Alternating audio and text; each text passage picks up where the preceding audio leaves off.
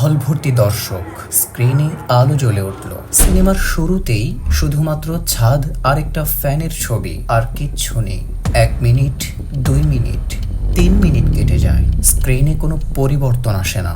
স্ক্রিনে কেবল ছাদ আর একটা ফ্যানের ছবি ভেসে আছে, কোনো নড়াচড়া নেই, নেই রঙের পরিবর্তন।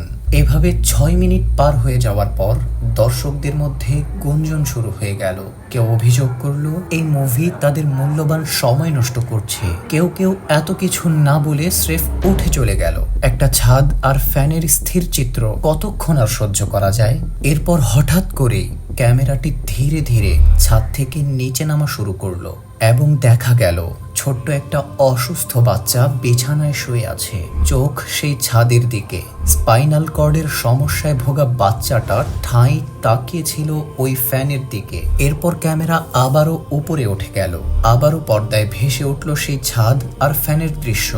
এভাবে কয়েক মিনিট কেটে যাওয়ার পর দর্শকদের উদ্দেশ্য করে বলা হলো, আমরা মাত্র 8 মিনিট এই দৃশ্যটা ধৈর্য ধরে দেখতে পারিনি। কেউ অভিযোগ করেছি, কেউ আবার উঠে চলে গেছে।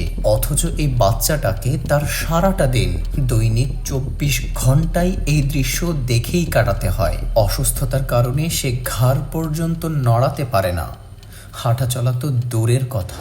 যে জীবন আপনি মাত্র 6 মিনিটের জন্য যাপন করতে রাজি নন, সেই জীবন একটা শিশুকে যাপন করতে হচ্ছে বছরের পর বছর ধরে। কাজেই আল্লাহর কাছে নিজেকে নিয়ে অভিযোগ করার আগে আমাদের উচিত অন্যদের দিকেও একটু তাকানো। খোদার যে করুণা, যে দয়া আর যে রহমতগুলো আমরা নিশ্চিত হিসেবে ধরে নিই, কৃতজ্ঞতা প্রকাশ করতে ভুলে যাই, সেসব দয়া বা নিয়ামত না থাকলে আমাদের জীবন কেমন ভয়ঙ্কর হতে পারত, সেটা নিয়েও কি আমাদের একটু চিন্তা করা উচিত না?